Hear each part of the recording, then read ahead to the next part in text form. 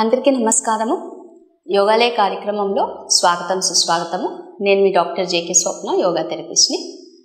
So మనము యోగా థెరపీలో భాగంగా ఆరోగ్య సమస్యల్ని యోగా థెరపీతో ఎలా అడ్రస్ చేయొచ్చు, ఏ కోణంలో ఏ ప్రాక్టీసెస్ హెల్ప్ అవుతాయి అనేది డిస్కస్ చేసుకుంటూ వస్తూ ఉన్నాము. అందులో భాగంగానే హెల్త్ అంటే మన శరీరంలో ఆరోగ్యంగా ఉండాలి అని అనుకున్నప్పుడు యోగిక్ కాన్సెప్ట్లో పంచకోశాలు అనేవి ఎలా హెల్ప్ అవుతాయి దాని గురించి చర్చించుకుంటూ, మొదటగా ఉండే 2 పొరలు అన్నమయ కోశం గురించి, ప్రాణమయ కోశం గురించి మనం ఆల్రెడీ డిస్కస్ చేశాము. సో ఇప్పుడు మనము 3వ కోశము మనోమయ కోశం గురించి డిస్కస్ చేద్దాం. సో ఫస్ట్ టైము మనోమయ కోశం గురించి మీరు వింటూ ఉంటే ఒక 2 minutes మనము జస్ట్ రివైజ్ చేసుకుందాం so that we can get connected. So అన్నమయ కోశం మొదటి పొర, శరీరంలోని మొదటి పొర, కంటికి కనిపించేది. సో మన శరీరంలో ఏవైనా ప్రాబ్లమ్స్ వచ్చినప్పుడు, డిజీజెస్ వచ్చినప్పుడు కంటికి ఫస్ట్ మన బాడీ కనిపిస్తుంది. సో మనం డల్గా ఉన్నాము, మనకి ఫీవర్గా ఉందనుకోండి, మన ఫేస్లో అట్రాక్షన్ అనేది ఉండదు, కళ్ళంతా మూతపడిపోయినట్టుగా. అంటే ఆ స్టేట్ ఇల్నెస్కి మనం ఈజీగా మనిషిలో తెలుసుకోగలుగుతాం వాళ్ళ ఫేస్ స్ట్రక్చర్ని బట్టి, వాళ్ళ బాడీలో ఉండే గెస్చర్స్, పోస్చర్స్ని బట్టి.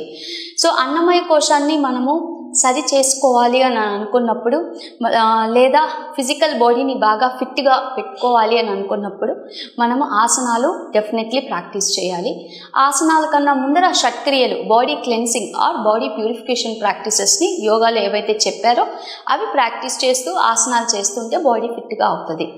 బాడీ ఫిట్ అవడంతో పాటే మనకి మన బాడీలో ఏదైతే ఇంధనము, జీవశక్తి లేదా ప్రాణశక్తి, బాడీకి కావాల్సిన శ్వాస, ది సెకండ్ లేయర్ అనమాట, ప్రాణిక్ ఎనర్జీ లేయర్ అని అంటారు, బ్రెత్ లేయర్ అని కూడా అంటారు.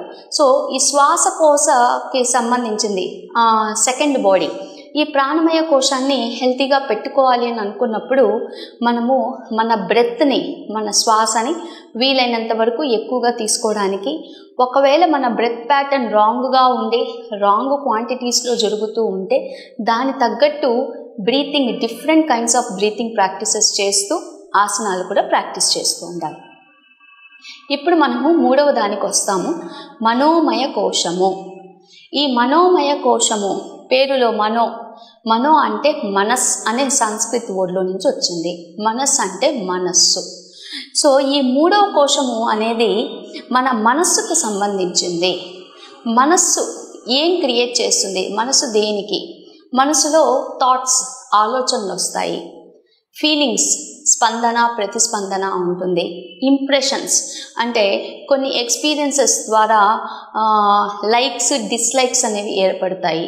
సో ప్రతిదీ కూడా మన జీవితంలో మనం ఏం చేస్తున్నా, మనకి ఏది నచ్చినా నచ్చకపోయినా ఏదో ఎప్పుడో మన మనసులో దాని గురించి ఆ ఎక్స్పీరియన్సు ఒక ఫుట్ ప్రింట్ అనేది మన మనసులోకి వచ్చేస్తుంటుంది. ఫర్ ఎగ్జాంపుల్ అంటే ఇంప్రెషన్స్ అనేవి ఎలా ఫామ్ అవుతాయి? మీరు చిన్నప్పుడు మీకు ఐస్ క్రీమ్ అంటే నచ్చింది, అందులో చాక్లెట్ ఫ్లేవర్ ఒక్కటే నచ్చింది. మీకు నేను స్ట్రాబెర్రీ ఫ్లేవర్ ఇచ్చాను అనుకోండి, మీకు నచ్చలేదు అనేది అంటే నేను మీకు ఆఫర్ చేసేటప్పుడు మీరు ఐస్ క్రీమ్ తింటారా, ఏది కావాలి అని అంటే చాక్లెట్ కావాలా, స్ట్రాబెర్రీ కావాలంటే మీరు చాక్లెట్ అని అంటారు. ఎందుకంటే మీకు స్ట్రాబెర్రీ అన్నది ఇష్టం లేదు, ఎప్పుడో మీరు టేస్ట్ చేసి అది మీకు నచ్చక మీ మైండ్లో మీ టేస్ట్ లైక్ అండ్ డిస్లైక్ అనేది క్రియేట్ అయిపోయింది, ఎప్పుడో క్రియేట్ అయ్యింది.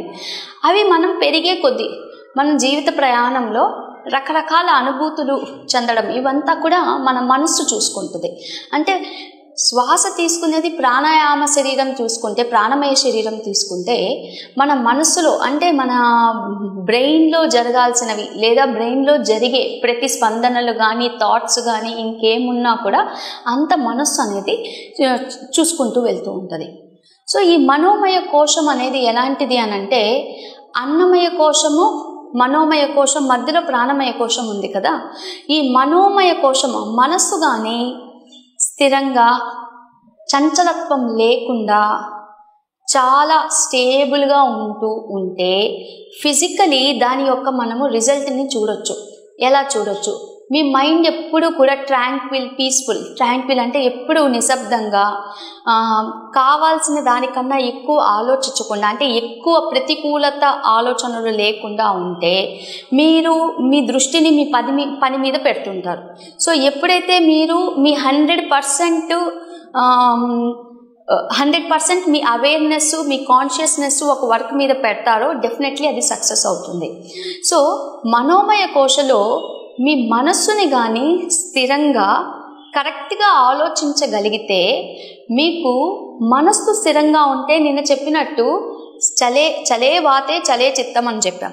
సో మనస్సు స్థిరంగా ఉంటే మీ శ్వాస స్థిరంగా ఉంటుంది. మీ శ్వాస ఎప్పుడు స్థిరంగా ఉంటుందో మీ శరీరంలో ఎటువంటి వ్యాధులు అనేవి రావు. ఈ వ్యాధులు రావు కాబట్టి ఫిజికల్గా, భౌతికంగా మీకు కనిపించే శరీరము చక్కగా నిశ్చలంగా అంటే ఏ ప్రాబ్లమ్స్ లేకుండా బాడీ చాలా ఫైన్గా, బ్రైట్గా, అట్రాక్టివ్గా ఉంటారు. సో ఈ మనోమయ కోశము డిస్టర్బ్ అయ్యిందని మనకి ఎలా తెలుస్తుంది? సో ఈ మనోమయ కోశము డిస్టర్బ్ అయిన వాళ్ళలో ఎలా ఉంటారు అనంటే వీళ్ళు డిప్రెస్డ్ స్టేట్లో ఉంటారు. వీళ్ళలో యాంగ్జైటీ అనేది ఉంటుంది. సో వీళ్ళ మనసు ఎప్పుడు ఎలా ఉంటుందంటే నెగిటివ్ థాట్స్ ఎక్కువగా ఆలోచిస్తూ ఉంటారు. ఎప్పుడు ఒకటి గుర్తుపెట్టుకోవాలి, మనకు వచ్చే ఆలోచనలో మంచివి చెడువి రెండు ఉంటాయి. Positive thoughts, negative thoughts. So ఈ మనస్సులో వచ్చే ఆలోచనల వల్ల మన శరీరంలోని nervous system, endocrine system, immune system, ఈ మూడు చాలా ఎఫెక్ట్ అవుతాయి. So nervous system that is the central nervous system. మన బ్రెయిన్ వర్క్ అవ్వాలి. మన బ్రెయిన్లో మెయిన్ పార్టే central nervous system. So central nervous system బ్రెయిన్లో ఆలోచన వస్తే ఆ పనిని ఇంప్లిమెంట్ చేయాలి. ఎలా తెలుస్తుంది? బ్రెయిన్లో వచ్చిన ఆలోచన, ఆ ఇన్పుట్, ఒక ఆలోచన, నేను బుక్ చదవాలి అనే ఆలోచన వచ్చింది. బుక్ చదవాలి అనే ఆలోచన వచ్చినప్పుడు అది ఇంప్లిమెంట్ చేయాలి. బుక్ ఓపెన్ చేయాలి అని అంటే అక్కడి నుంచి కమాండ్ నా చేతిలోకి రావాలి. నేను ఒక బుక్ పట్టుకోవాలి, ఓపెన్ చేయాలి, దాన్ని మళ్ళీ చదువుతూ ఉంటే బ్రెయిన్ అనలైజ్ చేసుకోవాలి, ఆ వర్డ్ని విజువలైజ్ చేసుకోవాలి. ఇన్ని ఫంక్షన్స్ నేను చాలా కొద్దిగానే చెప్పాను. ఒక యాక్షన్ జరగాలి అని అంటే చాలా రకాల పనులు జరుగుతూ ఉంటాయి. ఇవన్నీ చక్కగా జరగాలంటే నర్వస్ సిస్టమ్, మన బాడీలో ఉండే నర్వస్ సిస్టమ్ కరెక్ట్గా ఉండాలి. నర్వస్ సిస్టమ్తో పాటు ఇమ్యూన్ సిస్టమ్, రోగ నిరోధక శక్తి. ఈ రోగ నిరోధక శక్తి ఏమవుతుందంటే అండి, మీరు నెగిటివ్గా థింకింగ్ చేస్తూ ఉన్నారనుకోండి, ఎప్పుడు ఇది నాకు రాదు, నా వల్ల కాదు, దేవుడు అందరికీ అన్నీ ఇచ్చారు, నాకు ఇవ్వలేదు, వాళ్ళకే ఎప్పుడు ఇలా ఉంటుంది, నాకెందుకు ఇది జరగదు, నేను చేయలేను అనేది ఎప్పుడు మీరు అనుకుంటూ ఉంటే నెగిటివ్ థాట్స్, నెగిటివ్ ఎమోషన్స్ మీ ఇమ్యూన్ సిస్టమ్ని చాలా తక్కువ చేసేస్తుంది, అంటే డిక్రీజ్ చేసేస్తుంది. రోగ నిరోధక శక్తిని డిక్రీజ్ చేస్తుంది. ఆటోమేటిక్గా ఎప్పుడైతే నెగిటివ్ థాట్స్ వల్ల రోగ నిరోధక శక్తి తగ్గుతుందో రోగాలు బాధపడుతూ ఉంటారు. దీనివల్ల ఎండోక్రైన్ సిస్టమ్ ఎఫెక్ట్ అవుతుందండి. ఎండోక్రైన్ సిస్టమ్ అంటే మన శరీరానికి కావాల్సిన హార్మోన్స్ సెరటోనిన్ కానీ, ఆక్సిటోసిన్ కానీ, లేడీస్కి సంబంధించి వాళ్ళ మెన్స్ట్రల్ సైకిల్ కావాల్సిన హార్మోన్స్, జెంట్స్కి అయితే రీప్రొడక్షన్ సంబంధించిన హార్మోన్స్, ఇలా శరీరంలో రకరకాల హార్మోన్స్ ఉంటాయి. ఈ హార్మోన్స్ ఉత్పాదకత తగ్గిపోతుంది. సో వీలైనంత వరకు మనుషుని ప్రశాంతంగా పెట్టుకోవడం నేర్చుకోవాలి. ఎలా పెట్టుకోవచ్చు? సో ఇందాక చెప్పినట్టు ఎప్పుడు పాజిటివ్ థాట్స్, పాజిటివ్ ఫీలింగ్స్ అనేది ఉండాలి. మేడం నాకు నెగిటివ్ థాట్స్, నెగిటివ్ ఫీలింగ్స్ ఎక్కువ వస్తున్నాయి అని అంటే దాన్ని తగ్గించుకోగలిగింది మన ప్రపంచం మొత్తంలో ఒకే ఒకటి ధ్యానము, మెడిటేషన్. సో ఏకాగ్రతని మనము శ్వాస మీద ఉంచగలగాలి. Simplest meditation. మీరు తీసుకునే శ్వాస మీద కానీ మీ ధ్యాస పెట్టగలిగితే అదే మెడిటేషన్. మనసులో చాలా ఆలోచనలు వస్తాయి. మీరు కానీ ఈ స్టాటిస్టిక్స్ తీసుకుంటే పర్ సెకండ్ అరౌండ్, నాకు కరెక్ట్గా గుర్తులేదు, 16,000 థాట్స్ ఎన్నో థాట్స్ ప్రొడ్యూస్ చేస్తూ ఉంటుంది మన మైండ్, మన brain. Per minute or per second ఇన్ని థాట్స్ని ప్రొడ్యూస్ చేస్తుంది అంటే మైండ్ ఎంత ఫాస్ట్గా తిరుగుతుందో చూడండి. ఒక్కసారి మీరు విజువలైజ్ కూడా చేసుకోలేరు. అన్ని థాట్స్ అవసరం లేదు. సో మనసుని ప్రశాంతంగా ఉంచాలి. ఆ స్పీడ్ తగ్గాలి, ఆ థింకింగ్ కెపాసిటీ, అన్ని ఆలోచనలు లేకుండా తగ్గాలి అని అనుకునేటప్పుడు మెడిటేషన్ని మనం ప్రాక్టీస్ చేయాలి. మన మైండ్లో ఎంత శక్తి ఉంటుంది అని అంటే 3 పార్ట్స్గా డివైడ్ చేశారు. Subconscious mind and then unconscious mind. మామూలుగా మనము రెగ్యులర్ యాక్టివిటీస్లో, రెగ్యులర్గా చేసే పనిలో మన మైండ్ మన సెన్సరీ ఆర్గన్స్ అంటే మన చేతులు, దాని తర్వాత ఐస్, నోస్, ఇయర్, టేస్ట్ కోసం టంగ్, స్కిన్, ఇవి ఈ పంచేంద్రియాలు ఉన్నాయి కదా, ఈ పంచేంద్రియాల నుంచి ఇన్పుట్ని తీసుకుంటుంది. తీసుకున్న ఇన్పుట్ని బ్రెయిన్ ప్రాసెస్ చేసి దాన్ని బట్టి అవుట్పుట్ని అది ఎలా రెస్పాండ్ అవ్వాలో అనేది మనకి మనసు చెప్తూ ఉంటుంది. చిన్న ఎగ్జాంపుల్, మీరు రోడ్లో అలా నడుచుకుంటూ వెళ్తూ ఉన్నారు, వాకింగ్కి వెళ్తూ ఉన్నారు. ఒక చోట ఒక ఇంటి ముందర ఒక మంచి గులాబీ పువ్వు కనిపించింది. అది మీకు నచ్చిన గులాబీ పువ్వు, అది మీరు ఎక్కడో ఏదో ప్లేస్కి వెళ్ళినప్పుడు చూశారు. కరెక్ట్ అదే పువ్వు, అదే కలరు మీకు ఒక ఇంటి దగ్గర కనిపించింది, ఇంటికి ముందర. మీకు చాలా ఇష్టం ఆ పువ్వు, ఎన్నో సంవత్సరాల నుంచి చూడాలి అనుకుంటున్నారు, దొరకలేదు, ఈరోజు దొరికింది. First of all me mind ఎలా అంటే కంటికి కనిపించగానే మీ మైండ్ రెస్పాండ్ అయింది. అదే పాత ఎక్స్పీరియన్సెస్ని అది నెమరు వేసుకుంది. ఇది నాకు నచ్చిన పువ్వు అంటే మీరు ఒక ఇంప్రెషన్ ఉంది, నాకు నచ్చిన పువ్వు, నాకు చాలా ఇష్టము ఈ పువ్వు అంటే అని. సెకండ్ స్టెప్ ఏం చేస్తుందంటే మైండ్ అది ప్రాసెస్ చేయగానే మీ చెయ్యి ఆటోమేటిక్గా ఆ పువ్వుని కోసుకుందాం లేదా పువ్వుని టచ్ చేద్దాము అంటే అది అగైన్ ఈ అవుట్పుట్ అనేది మనిషి యొక్క పెరుగుదల మీద, అంటే how he has grown up, అతని గ్రోత్ మీద ఆధారపడుతుంది. ఫర్ ఎగ్జాంపుల్ ఒకరేం ఆలోచించవచ్చు, ఈ పువ్వు చాలా బాగుంది, దీని దగ్గరికి వెళ్ళి నేను సెల్ఫీ తీసుకుంటాను, లేదా పువ్వు దగ్గరికి వెళ్ళి నేను ఒక ఫోటో తీసుకుంటాను అని అక్కడ దాకే ఆలోచిస్తారు. ఇంకొకరు ఎలా ప్రతిస్పందిస్తారు అంటే ఈ పువ్వు చాలా బాగుంది, నాకు నచ్చిన పువ్వు కదా, దీన్ని కట్ చేసి నేను తీసుకొని వెళ్తామని అనుకుంటారు. సో ఇక్కడ మీ మనసు అనేది ప్రతిచర్య, again it depends upon so many things. So మీరు వెళ్ళి ఆ పువ్వుని కట్ చేయాలి అని అనుకునేటప్పుడు ఫస్ట్ యాక్షన్ తీసుకుంటే మీరు జస్ట్ ఫోటో తీసుకొని వెళ్ళిపోతారు. రెండో యాక్షన్ చేసినప్పుడు అక్కడ ఇంటి వాళ్ళు చూడొచ్చు, ఇంటి వాళ్ళతో మీకు తగు జరగచ్చు, సంథింగ్ ఎల్స్ జరగచ్చు, మనం చెప్పలేము, వాళ్ళు చూడకపోయి ఉండొచ్చు. అలా చూడకపోయినా కూడా మన మైండ్ రెండు విధాలుగా మనకి లోపల సిగ్నల్ ఇస్తూ ఉంటుంది. ఇది మన చెట్టు కాదు, ఇది మన పువ్వు కాదు, ఇది కోయడం కరెక్ట్ కాదు అని మైండ్ మనల్ని వారిస్తూ ఉన్నా మనం వెళ్ళి ఆ పువ్వుని కట్ చేసి తీసుకొచ్చాము అని అంటే మనలో కొన్ని పాత వాసనలు, సంస్కారాలు ఇట్లా చేయమని చెప్పి మన మనసుని ప్రోత్సహించాయి. కానీ మనసులో ఒక పార్ట్ మనసు చెప్తుంది కొయ్యొద్దు అని, రెండో పార్ట్ వినింది. సో ఈ మనసుని మనము కంట్రోల్ చేయడం నేర్చుకోవాలి. ఆ కంట్రోల్ చేయడం అనేది దేని ద్వారా వస్తుంది అంటే నెక్స్ట్ స్టెప్ విజ్ఞానమయ కోశం ద్వారా వస్తుంది. అది మళ్ళీ నెక్స్ట్ ఎపిసోడ్లో చూద్దాం.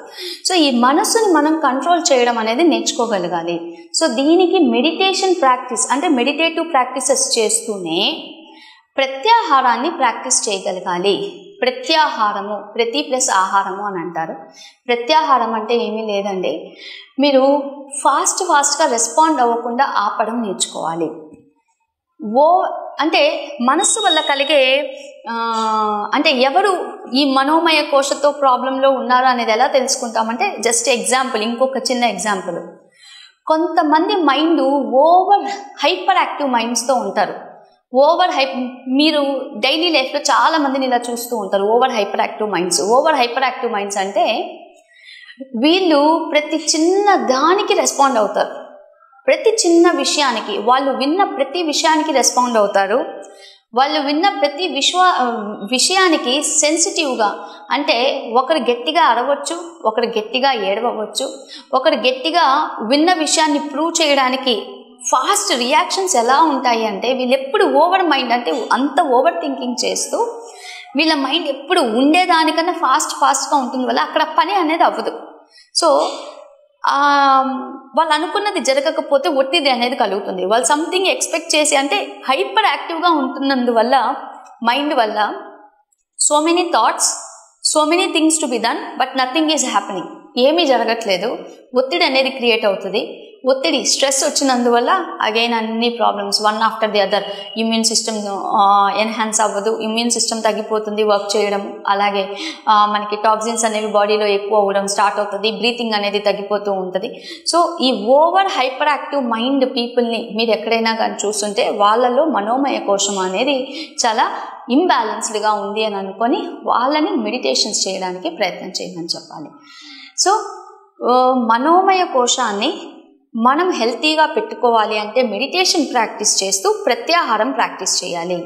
ప్రత్యాహారము అని అంటే మీకు నచ్చిన వస్తువు లేదా నచ్చిన పని లేదా సెన్సరీ ఇన్పుట్స్ అంటే ఇందాక చెప్పినట్టు పంచేంద్రియాల నుండి వచ్చే ఇన్పుట్స్ని మీరు రెసిస్ట్ చేయగలగాలి. అంటే కావాలనుకున్న వస్తువుని అటాచ్మెంట్ లేకుండా వదిలేయగలగాలి. మీకు ఏదున్నా అది కావాలి అంటే ఇక్కడ రోజా పువ్వు ఎగ్జాంపుల్ చెప్పాను, ఇంకో దగ్గర ఇంకో ఎగ్జాంపుల్ ఉండొచ్చు. ఫర్ ఎగ్జాంపుల్ మీకు ప్రమోషన్ రావాలని మీరు చాలా ట్రై చేస్తూ ఉండొచ్చు. ప్రమోషన్ వచ్చే టైంకి మీ పేరు లేకుండా ఇంకొక పేరు ఆ లిస్టులో ఉండేటప్పుడు దాని గురించి ఎక్కువగా బాధపడుతూ మనోవ్యాధికి లోనవ్వకుండా రానప్పుడు దాన్ని అలాగే రెసిస్ట్ చేయడం, మీకు ఆ ఒత్తిడి కలుగుతూ ఉన్న ఆ ఇన్పుట్ని మీరు తీసుకోకుండా స్టేబుల్గా స్థిరత్వంగా ఉండగలగడం ప్రయత్నం చేయగలగాలి. ఇలా చేయగలిగితే మీ మనోమయ కోశము హెల్తీగా ఉంటుంది. మనోమయ కోశంలో మెడిటేషన్ అని చెప్పాము. మెడిటేషన్ ధ్యానము. అష్టాంగ యోగంలో కానీ చూస్తే ఈ మెడిటేషన్ అనేది మీరు బాగా గమనిస్తే అంతరంగ యోగము బహిరంగ యోగము అని ఉంటుంది. 8 స్టెప్స్. అష్టాంగము అంటే 8 స్టెప్స్. యమ, నియమ, ఆసన, ప్రాణాయామ, ప్రత్యాహార, ధారణ, ధ్యాన, సమాధి. సో మీరు ధ్యానం నేర్చుకోవాలి అంటే ఇందాక చెప్పినట్టు ప్రత్యాహారం రావాలి, ప్లస్ ధారణ అనేది తెలుసుకోగలగాలి. ధారణ అంటే ప్రాక్టీస్ చేయడం. ఏంటి? Single pointed concentration. Single pointed concentration అనంటే మన ఏకాగ్రత ఎప్పుడు ఒకే దాని మీద ఉంచేటట్టుగా మనం ప్రాక్టీస్ చేయాలి. సింపులెస్ట్ మెథడు మంత్రం. ఇప్పుడు మనకి కొంతమంది బీజ మంత్రాలు ఉపదేశిస్తూ ఉంటారు. సో 1 పాయింటెడ్ కాన్సన్ట్రేషన్ ధారణ ప్రాక్టీస్ చేయాలంటే ఆ బీజ మంత్రాన్ని మనం చక్కగా ఒక మెడిటేటివ్ పోస్ట్లో కూర్చొని ఆ బీజ మంత్రాన్ని 108 టైమ్స్ జపించగలగాలి. ఆ 108 టైమ్స్ జపించేటప్పుడు మన మనసు ఆ మంత్రం మీదే ఉండాలి. మననాత్ ఇతి ప్రయతే మంత్రః అన్నారు. అంటే మననాత్ ఇతి ప్రయతే, మన మనసుని ప్రొటెక్ట్ చేసేది మంత్రము అని మనకి వేదాల్లో ఉపనిషత్తులో చెప్పబడింది. సో మన మనసును ప్రొటెక్ట్ చేయగలిగింది మంత్రము అని చెప్పినప్పుడు అది ఏ మంత్రమైనా ఉండొచ్చు. బీజ మంత్రం ఉండొచ్చు, ఇంకోటి ఉండొచ్చు. సింప్లెస్ట్ టెక్నిక్ మంత్రాల్ని జపిస్తూ ఆ మంత్రం మీదే మన మనసు ఉంచడం. లేదు మంత్రం మీకు హెల్ప్ చేయట్లేదు, సెకండ్ వన్ ఇంకేం ప్రాక్టీస్ చేయొచ్చు. ఇమేజెస్. మీకు నచ్చిన వస్తువు అది ఏ ఇమేజ్ ఉన్నా కూడా ఆ ఇమేజ్ని మీరు కూర్చున్న చోట దాని ముందర ఆ ఇమేజ్ని పెట్టి, ఫర్ ఎగ్జాంపుల్ సన్ అనుకోండి, రెయిన్బో అనుకోండి, ఓంకారం అని అనుకోండి, శివుడి బొమ్మ ఉండొచ్చు, ఇంకొక బొమ్మ ఉండొచ్చు, ఇంకో బొమ్మ ఉండొచ్చు. మీ మనసుని దాని మీద తదేకంగా కాన్సన్ట్రేట్ చేయడానికి కళ్ళు ఓపెన్ చేసే ఇమేజ్ మీద మీరు విజువలైజ్ చేసుకుంటూ ఉండొచ్చు. రెండవది. మూడవది, ఆల్రెడీ నేను మీకు ప్రాణాయామ చెప్పేటప్పుడే చెప్పాను, మీ శ్వాస మీద కంట్రోల్ తెచ్చుకోవడం. శ్వాస మీద ఇన్హేల్ ఎగ్జేల్ చేస్తూ ఉంటే మీరు కంట్రోల్ తెచ్చుకోగలగడం. ఇది చాలా ఈజియెస్ట్ టెక్నిక్. అంటే సింగిల్ పాయింటెడ్, అంటే ఒకటే దాని ధారణ అంటే ధరించుట. ఏం ధరించాలి? మన మనసును ధరించాలి. దేని మీద? ఒక అంశము మీద. అది ఏ అంశమైనా ఉండొచ్చు. సో ఈ మనసుని కంట్రోల్ చేయగలిగితే ఒక పాయింటెడ్ కాన్సన్ట్రేషన్ వస్తే ధారణ, ఆ తర్వాత నెమ్మదిగా ధ్యానం అనేది కుదురుతుంది.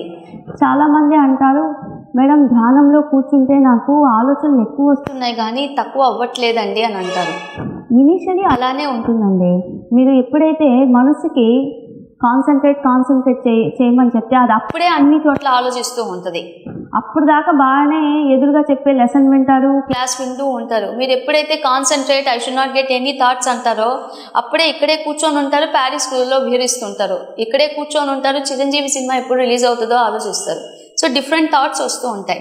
సో మీ మనసు మనకి చంచలమైనది. మనసు చాలా చంచలమైంది. ఒక్క సెకండ్లో ఇక్కడి నుంచి అక్కడికి జంప్ అవుతుంది కదా, మళ్ళీ జంప్ అయిందని మళ్ళీ అదే ప్లేస్కి తీసుకురాగలగాలి. సో ఇలా కీప్ ఆన్ ప్రాక్టీసింగ్. ఈ ప్రాక్టీస్ చేసే కొద్దీ మీకు ధారణ, ఈ ప్రాక్టీసే ధారణ. ఈ ధారణ ఎక్కువ చేయగలిగితే ధ్యానంలోకి వస్తారు. So simple meditation technique breathing మీద మనం ఎలా కాన్సన్ట్రేట్ చేయాలో నేను ఇప్పుడు చూపిస్తాను. జస్ట్ చక్కగా కూర్చోండి, వీపు నిటారుగా ఉంచండి. Just observe your breath, settle down. bring your awareness on your breathing pattern.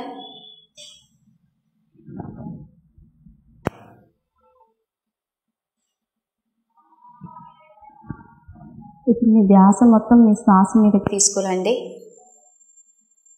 మీరు తీసుకునే ప్రతి శ్వాస నిశ్వాసని కౌంట్ చేయడం స్టార్ట్ చేయండి.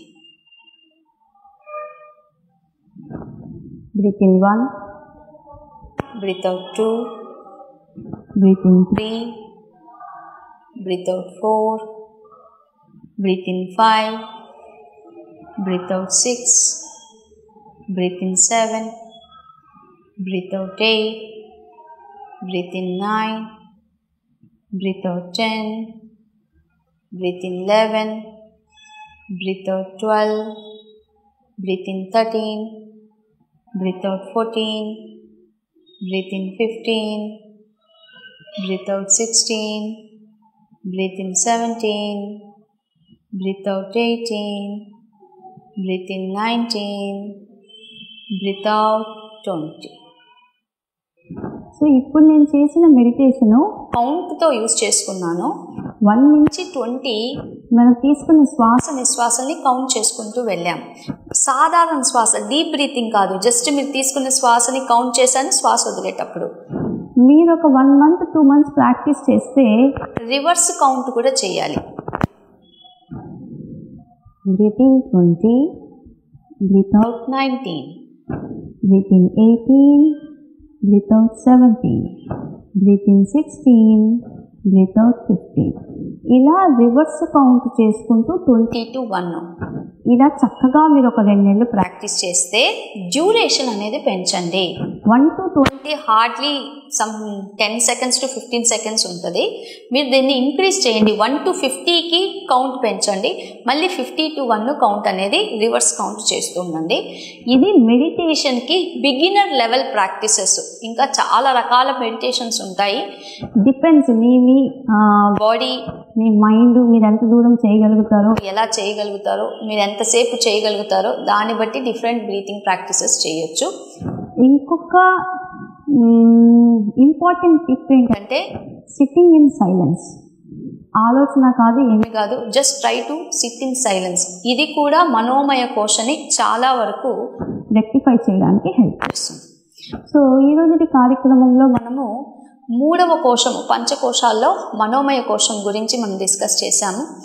రేపటి కార్యక్రమంలో విజ్ఞానమయ కోశ, ఆనందమయ కోశం గురించి డిస్కస్ చేద్దాము. అప్పటిదాకా సెలవు తీసుకుంటూ నేను మీ doctor JK Swapna, yoga therapist. Thank you.